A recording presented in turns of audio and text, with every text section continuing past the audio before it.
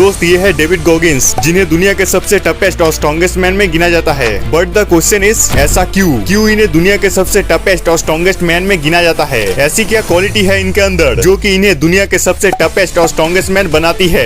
Answer is his strong mindset, जिसकी वजह से उन्होंने 17 घंटे में 4030 पुशअप लगाने का रिकॉर्ड बनाया है। और मैं आप सबको इस वीडियो में डेविड गॉगिंस के ऐसे 2 माइंडसेट के बारे में बात करूंगा जो कि आपको एक टफ और स्ट्रॉन्ग मैन तो बनाएगा ही, लेकिन साथ ही आपको लाइफ में सक्सेसफुल भी बनाएगा। तो पहले बात करते हैं माइंडसेट नंबर 1 की, जो कि है don't listen to your mind, means कि अपने मन की मत सुनो। डेविड कहते हैं कि मैं 2007 की बैड वाटर 135 माइल की रेस में दौड़ रहा था और ये रेस दुनिया की सबसे हार्ड रेस मानी जाती है, क्योंकि ये रेस गर्म और सूखी घाटी से स्टार्ट होके ऊंचे पहाड़ों पे खत्म होती है। और इस रेस में जो चैलेंजेस थे वो आपके अंदर कितना दम है सब नाप लेती है। डेविड अपनी बुक नेवर फिनिश में कहते हैं कि मुझे रनिंग करते हुए जब 20 घंटे हो गए थे तभी अचानक रेस खत्म होने से पहले मेरी बॉडी हार मानने लगी और उस दिन का टेम्परेचर ऑलमोस्ट 48 डिग्री सेल्सियस था और बॉडी में पानी की कमी और बॉडी के अंदर थकान के कारण मेरे मांसपेशियां खींच रही थी और उस टाइम पर मैं बहुत वीक और टायर्ड फील कर रहा था। रनिंग करते करते मेरे लेग्स में भी छाले पड़ गए थे और इस टाइम पर मुझे हर एक कदम में एक्सट्रीम पेन हो रहा था। और तभी मेरे मन ने कहा कि रुक जा डेविड, अब और मत दौड़, अब रुक जा। और हाँ, अपने इस रुक जाने को अपना फेलियर मत समझना, बल्कि इसको अपनी सक्सेस समझना, क्योंकि तूने इतनी देर तक दौड़ लगाई। लेकिन तभी डेविड ने अपने इस मन के आवाज पर मुस्कुराया, क्योंकि डेविड ने अपने सालों के प्रैक्टिस और एक्सपीरियंस से ये सीख लिया था कि ये हमारा वीक माइंड है जो कि हमारा जिगरी दोस्त बन के हमें रोकने की कोशिश करता है।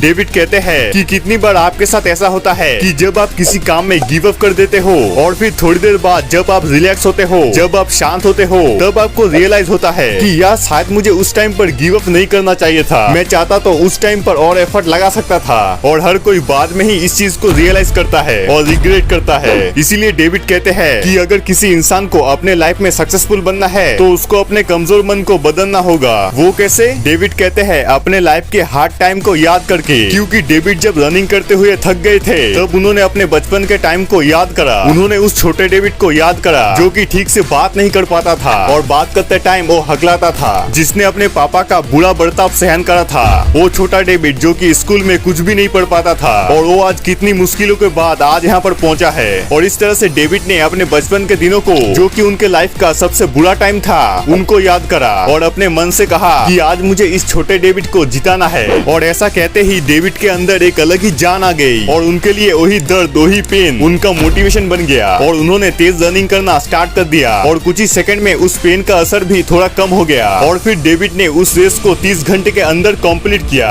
तो दोस्त, इस पॉइंट से हमें क्या सीख मिलती है कि जब आपके लाइफ में कोई बड़ा चैलेंज आ जाए और अगर आपका मन बोले कि गिव अप कर दे या फिर इस काम को क्विट कर दे, तो उस टाइम पर आपको मन की नहीं सुननी और आपको भूल कर भी गिव अप नहीं करना। आपको इस टाइम पर अपने उस बुरे टाइम को याद करना है जब आपको सब कह रहे थे कि तुझसे कुछ नहीं होगा, और अपने अंदर के उस छोटे बच्चे को जिताओ जिस पर किसी ने भरोसा नहीं किया था। और ऐसा करने से आप अपनी सालों पुरानी चोट को अपनी ताकत बना पाओगे, जो कि आपको अपनी मंजिल में ले जाएगा और अपने लाइफ में कामयाब भी बनाएगा।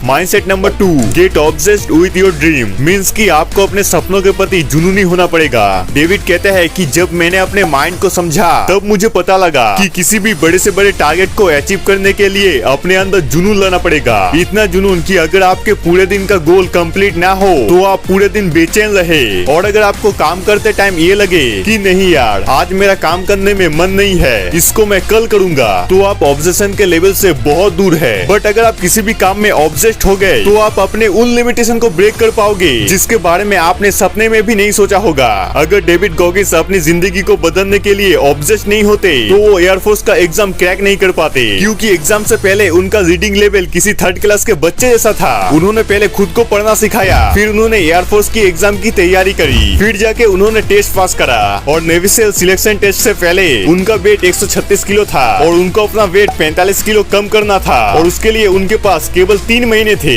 इसीलिए डेविड एक दिन में 7 से 11 घंटे एक्सरसाइज करते थे और साथ ही एग्जाम के लिए मेहनत भी करते थे। और उस टाइम पर उनका कोई फ्यूचर भी नहीं था, वो पूरी तरीके से नेगेटिविटी से घिरे हुए थे। और उस टाइम पर डेविड अगर ऑब्सेस्ड नहीं होते तो शायद वो इतना कुछ नहीं कर सकते थे।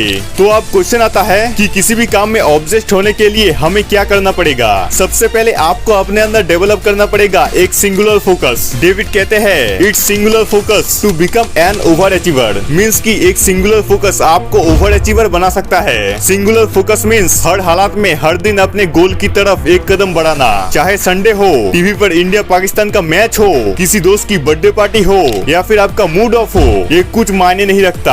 आज के 24 घंटे का मतलब है आज के पूरे दिन का टास्क कंप्लीट करना।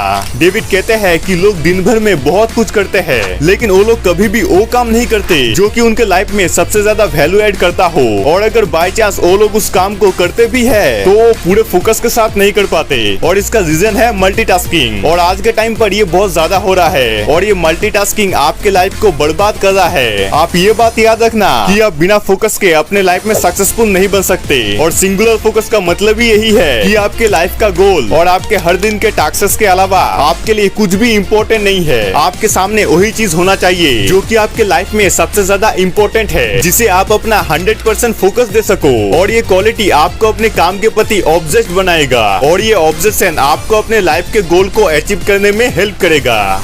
तो दोस्त, इस वीडियो में हमने डिस्कस किया डेविड गॉगिंस के माइंडसेट के बारे में कि उनका माइंडसेट कैसा था। लेकिन इस वीडियो में मैंने जिस 2 माइंडसेट के बारे में बात करा है, उनको अच्छे से फॉलो करने के लिए आपको मेंटली स्ट्रांग होना पड़ेगा। अगर आप ऑलरेडी मेंटली स्ट्रांग हो तब तो बहुत अच्छी बात है, बट अगर आप मेंटली स्ट्रांग नहीं हो तो आप इस वीडियो को जरूर देख लेना। ये वीडियो आपको मेंटली बहुत स्ट्रांग बना देगा।